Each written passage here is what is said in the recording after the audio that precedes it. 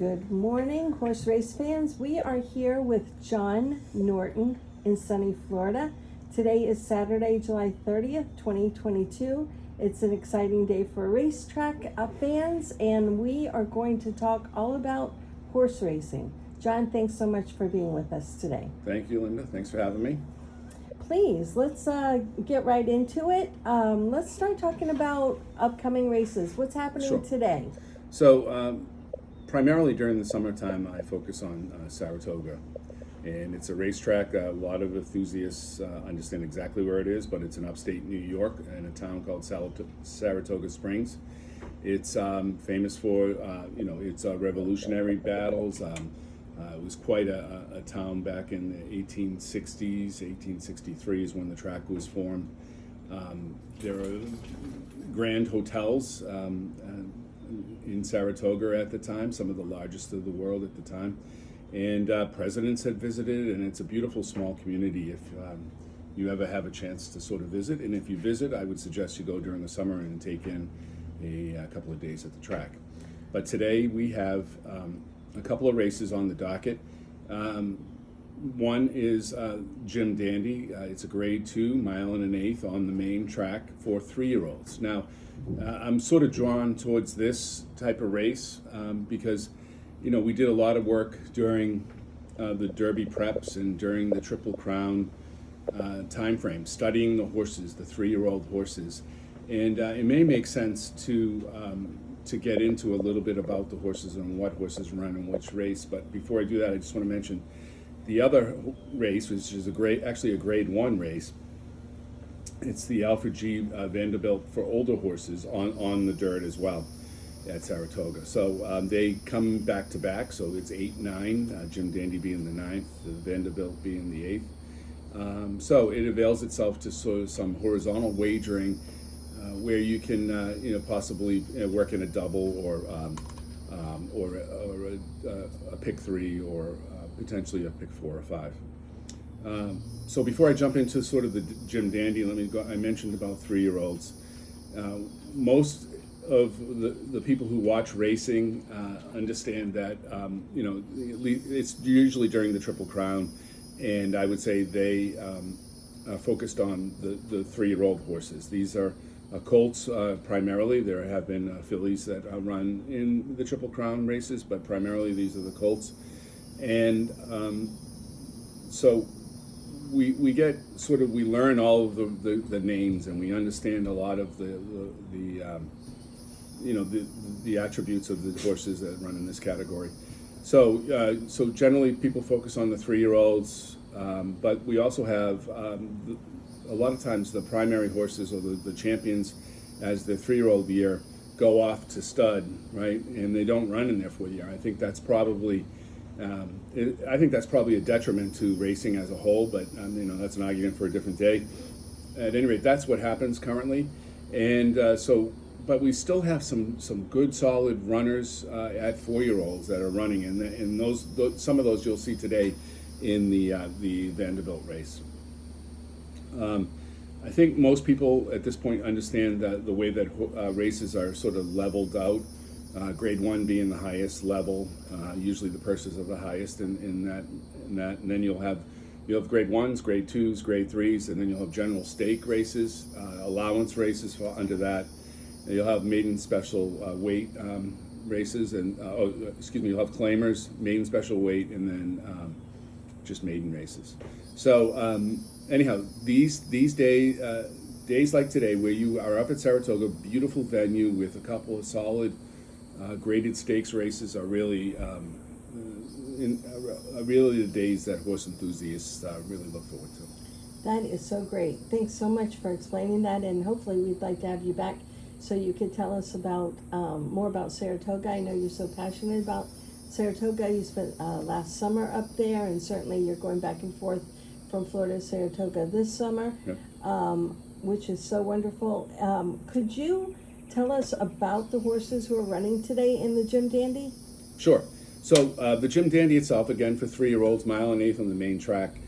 When it was originally carded, there were 5 horses in it.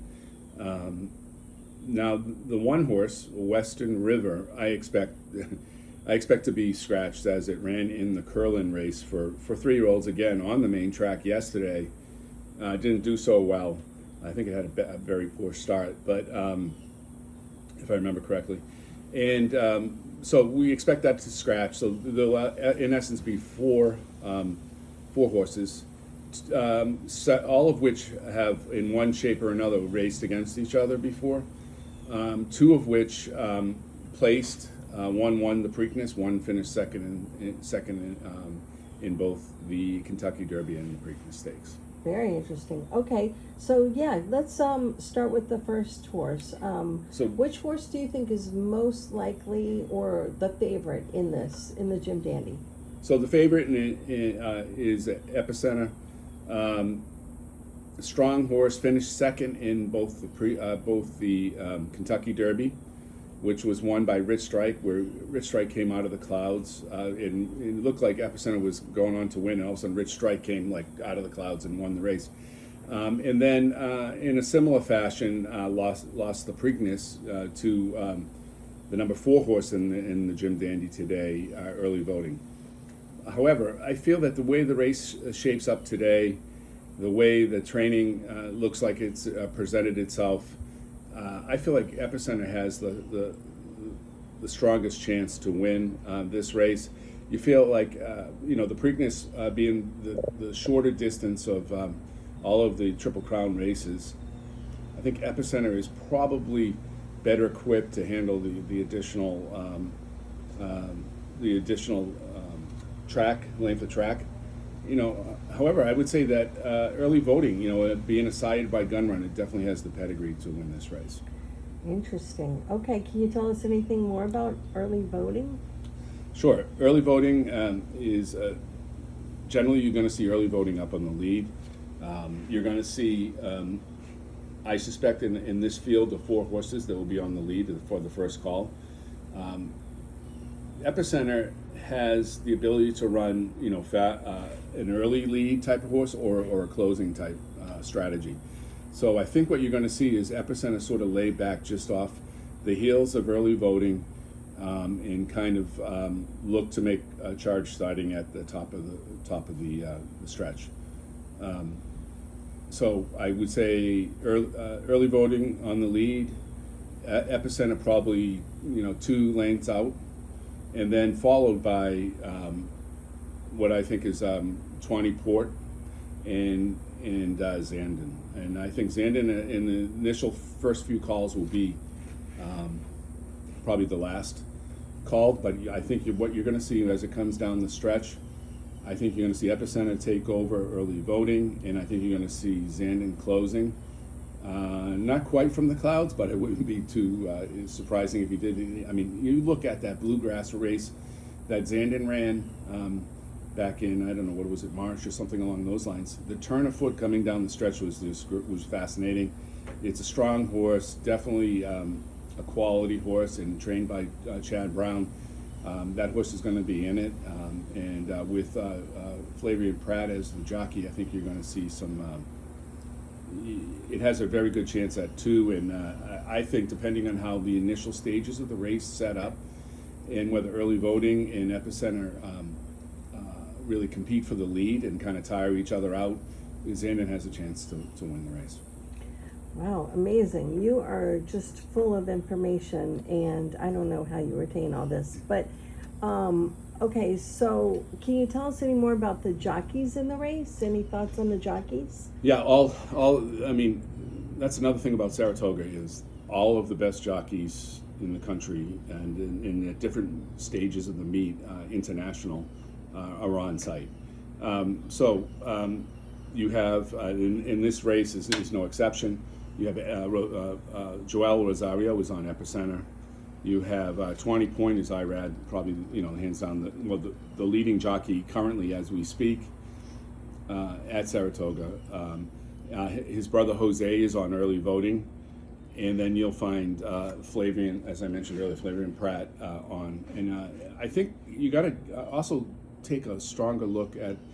I'm not one who always plays jockeys, and I think when horses are close in their levels and experience, the jockey makes a difference, but other than that, I think what you want out of a jockey is not to lose the race for you, but in some of these big races, the jockey can make the difference. Flavian Pratt has been running crazy as of late. I think he won yesterday, and I think he's up to 9. So he's coming on strong. So over the last week or so, he's really made some progress as far as the number of wins that he has. Actually, I can check that out right now. Yeah, it's depending on when they did it. Yeah, I think he had a win yesterday, and I think he's 9 wins. Here it says 8, but I think so. That's he's doing great, and I think that's a good. He's a good jock, and I think someone we need to watch. That sounds fantastic. Any last thoughts on the Jim Dandy before we move on? Sure. So I would say from a betting standpoint, again, a lot of folks who would be watching this or enthusiasts are gamblers or bet on horse racing. In and of itself, I don't think this race, unless you risk a high amount of money, is going to be profitable as far as vertical betting. So win, place, show, that kind of thing. So even Zandon at morning line was 2-1. Epicenter is less than Epicenter is, I think morning line is 3-2. Early voting is 8-5. So when I see a race like this match up with some very competitive horses at very low rates, I kind of look at what are the horizontal bets that I can use. So use a couple of these horses that will likely win. So Epicenter,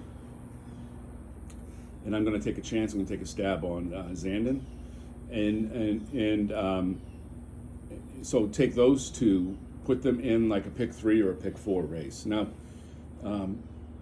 so that's what I think. So I think what we're looking at is Epicenter winning. I think we're going to see early voting or Zandon in 2nd or 3rd, and then you'll see Tawnyport in 4th. Interesting. And all right. So if I'm doing that, if I'm going to look at the horizontal voting, so meaning going across the races, if you will, I'm going to look at the previous race. In the previous race, and I haven't done a lot of diligence on it, but I when looking at this, one horse just jumps off the charts. I mean, we saw him a couple of times last year at Saratoga, just win a couple of times. So he's, believe it or not, he's 4 for 4 at Saratoga. Overall, he's 11 for 15, and his name is Jockeys Warrior, right? I've seen him race on a number of different occasions, and he's just like he's got to be one of the best horses that are out there currently. And he's running as a 4-year-old. So his owners, it says here, Robinson and Jay Kirk, have to be given, have to be congratulated because they kept him running as a 4-year-old. There's a lot of pressure on some of these very successful horses to go out and start to breed them. And I just think it's really adds a different flavor to the pedigree when you can see that a horse can win at an older age. Overall, it rounds out the bloodline and gives us sort of handicappers a chance to kind of look at things from it. It's not just an athlete who was ahead of everybody else when they were a 3-year-old or when they were a 2-year-old. This is a long-term and has proven that can run over the long term and has the genetics to sort of win and to carry that winning on to his 4th or 5th year. I wouldn't expect Jockeys Warrior runs in the 5th year, but we shall see. I think if we get him through the 4th year, that would be pretty fascinating. Now, so that would be the Vanderbilt. I think in the race just prior to that, so the 7th race, if I could just say, so let's say we're going to do a pick 3 starting with the 7th race. If we look at a pick 3 starting with the 7th race, I'm looking at a horse here that I really like, and let me talk a little bit about it. Again, the 7th race is 5.5 furlongs on the turf. It's a maiden special weight, so none of these horses have won. And there's the morning line favorite is Tommy Gunn. I think he's the 13. And I've been burnt by Tommy Gunn before, so I'm kind of a little leery in going into Tommy Gunn with it. But I see a horse that's kind of jumping off the page for me, and let me just explain a little bit. Only run one time. Again, all these horses have never won, but this horse has only run once. It's sired by Into Mischief, which is just at this stage is one of the best sires out there. Ran his first race, which is very difficult as a he's a 4-year-old, so that in and of itself that is kind of a little different. Running his first race as a 4-year-old. but there's a number of different reasons. Maybe there was an injury. Maybe there was just some horses, just like some people, mature later than others. His first race, he ran a 66 speed figure, and closed from eight lengths out from first call to he just missed, so 3/4 of a length. So it looks like that was a 6 furlong race. This is 5.5, but I feel like the horses, when they run their first time, they learn so much from it. So the name of the horse is the 5, Mr. Chairman. They have a premier jockey on there, Rosario. He's doing great for the meet. 12 wins, about 23%. He wins 23% of the time. Christophe Clement is the trainer, very good trainer. He has looks like 5 wins. So I think that's a good. I think the 5 is a good chance. So if I'm looking at a pick 3, I'm going to work in Tommy Gunn the 13, but I'm going to put 5 as I'm going to single the 5, and then I think we're looking at a Rosario. Actually, I think we're looking at a Rosario pick 3. So the jockey, he's on the 5. He's on Jackie's Warrior, the 4, in the 8th race, and he's on Epicenter, the 9. So that would be my pick. So a straight pick 3, Joel Rosario, the jockey, and you can put something like $10 on that, and it'll pay decently. I mean, particularly if this 5 wins the first leg. That is amazing. Okay, wow, you are full of information. What about what's happening next weekend at Saratoga? Okay, so next weekend is Whitney Weekend. It's a very, famous race and race for older horses, so 4-year-old and up. So we'll see a lot of the horses that were on the Derby Trail at the last year, and we'll see. So it's a fabulous race. It's a fabulous race for the town, for Saratoga. It's named after Mary Whitney.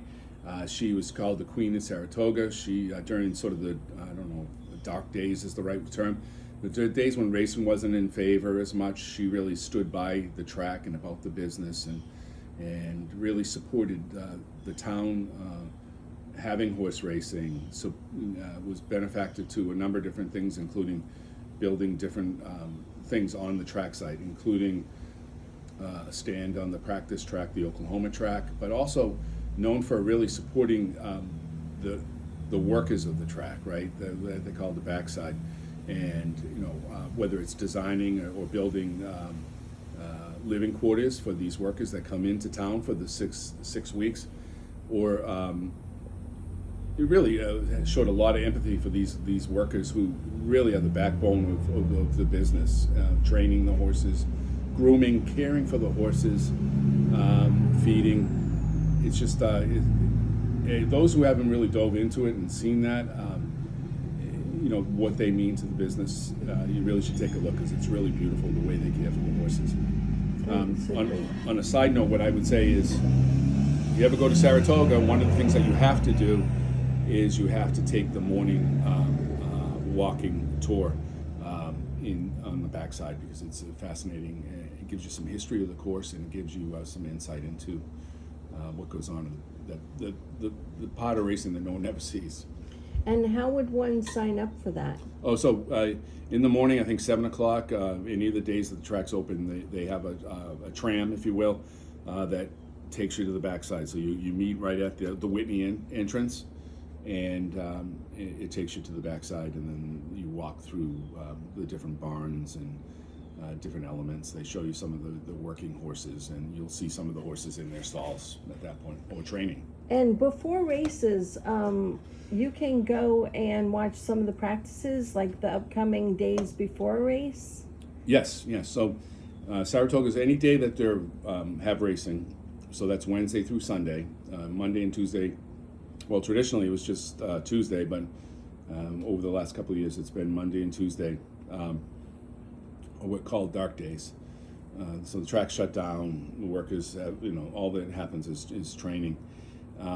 However, on Wednesdays through Sundays, you can go early in the morning, 7 o'clock or so, and you can go witness all of the training. It's actually a beautiful time. Up in Saratoga, the weather, if it's a nice day, right, not raining, which most of them are nice, The sun shines and glistens over the track. The horses have, sometimes it's a little cool, so horses will have a little steam coming off their back. And it's just beautiful watching the horses, run across and train, and just watching the whole process work. And then you'll see some trainers. I've run into trainers in the mornings, from Linda Rice to James Bond to Rudy Rodriguez. So I've seen a number of different trainers on the apron looking at their horses train. Beautiful. So you had mentioned about the auction that happens around the race. Yeah. So another element to Whitney Weekend is a Fasig Tiffin auction. Takes place in Saturday evening is traditionally the sort of the kickoff point of that. It's not the auction itself, but it's sort of there is a party, buffet style, and then the participants all are welcome. And what happens is that you go there, and then you can walk around and see the horses and rub elbows with some of the elite, and not only from society, but also from the horse business itself, whether it's the trainers, the jockeys. There's agents that are there. Last year was impacted by COVID. However, even that, it was restricted to a certain degree, but it was a little bit more flexible than the prior year. We saw trainers such as Tom Moss, Bob Baffett, Steve Asmussen, which was a huge. I think the weekend that I saw him there, he had just won, as the most successful trainer in the North America title last year. So it was fascinating to see him there. Saw Flavian Pratt, saw other jockeys and agents there. At one point or another, saw bidding taking place not only inside of the auditorium, which was restricted, but also outside. So you have auctioneers with headsets connected to the main auctioneer inside the auditorium.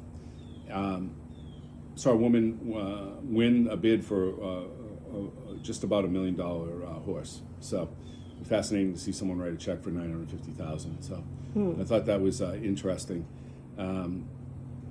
But horses will go for, depending on what your pedigree is, depending on what your history is, anywhere from, 50 to $1.5 million kind of thing, maybe $2 million. Amazing. And what are they looking for when they're deciding if they want to purchase a horse?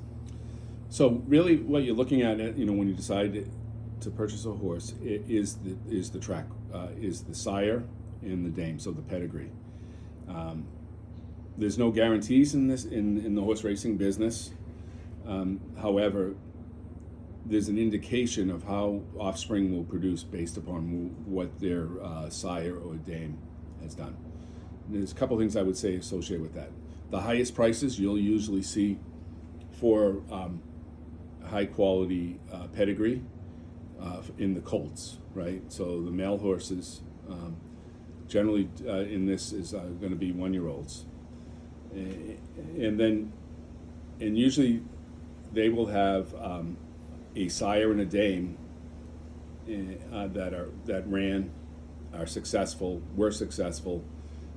Sometimes the dame didn't see the track, but it has a pedigree on her side. Her sire is likely a very successful sire. So with that, even though they didn't run, they have that bloodline, and then they're sort of pushing it forward. So I noticed a couple of things last year. Colts with top and bottom pedigree sold high, right? Into Mischief, Tap It, Quality Road, all of the names. However, you got decent pricing out of fillies who had a good sire and then and then maybe their dame didn't race, but you would still get a good pricing on those. So when I say good, somewhere between 100 and 500,000. Amazing. Okay. So, what about any races following the Whitney that we need to be looking out for and thinking about? Oh, so there's a number of races, throughout the year. That's another thing with Saratoga is every weekend there's a good race. There's a race that that would be interested in, that we would look to handicap, that you look to get excited about. You'll see races throughout the rest of the summer. Obviously, the Travers, which is I think the 27th, is for 3-year-olds, and you'll see horses that ran in the Triple Crown. You'll see horses that ran in the Haskell, which was the Monmouth Park race a couple of weeks ago.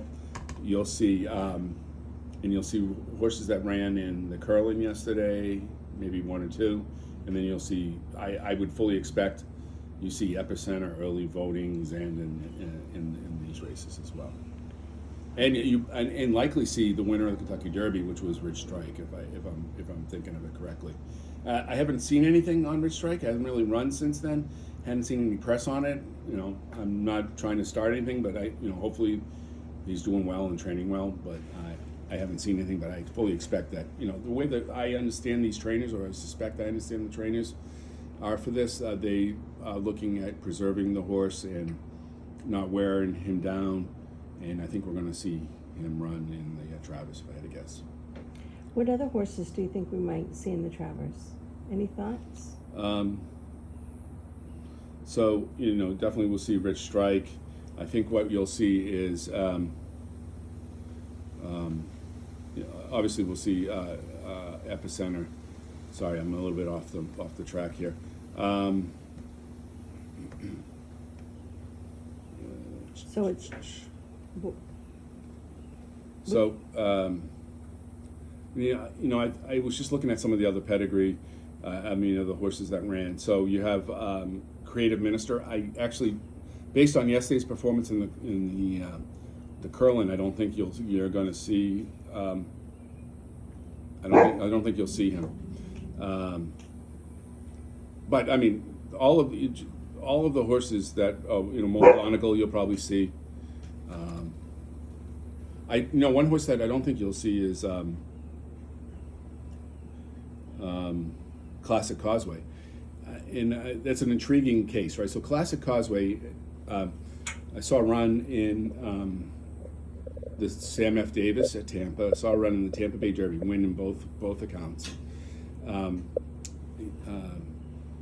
then I was a fan in the Kentucky Derby. Went off close to what Rich Strike's odds were, which I did not see that. That's why I thought that was one of the better bets. So much traffic in that race. Couldn't get out. It was against its style, and it didn't do very well. I think came in 12th, something like that. And then we saw Classic Causeway compete in one other race since. It completed in the Belmont, not very successfully. And then what we saw about 4 weeks ago, Classic Causeway ran in a turf race. I think it's the Belmont Derby, and was put on turf. As I remember, his pedigree is clearly has some turf lineage in it. I mean, it's not it's the greatest, but it clearly has some of it. And what Classic Empire obviously had that pedigree and has had winners that have been on turf, but surprisingly went off somewhere in the neighborhood of 40-1 and won that Grade 1 $1 million race. So what we're going to see again next week on Whitney Day, I think there's the Saratoga Derby, which is an equivalent race on the turf in Classic Causeway. I just saw that will be entered in that race. So that, you're going to see, you won't see that Derby horse in the Jim Dandy, but you'll see him in a turf race. It looks like turf is his thing. His strategy is the same. His tendencies look the same. Get out in the front and run. Some horses are just better on the turf and can absorb the turf and bounce off of it, whereas some fall into it. So I can't explain it. I think better people in horse racing can't explain it, so but that's going to be another intriguing aspect behind it. John, I can't tell you how wonderful and informative it has been to have this time with you today. We're looking forward to more opportunities to speak with you and for you to share your passion for horse racing and obviously all the research and information that you do constantly to stay very up to date on horse racing. We want to thank you again, and we'll look forward to the next time that we meet. Well, thank you, and it's a passion of mine. I know it's a passion of others, and I look forward to talking about it. Great. Thanks so much. Thank you. All right. Bye-bye. Bye.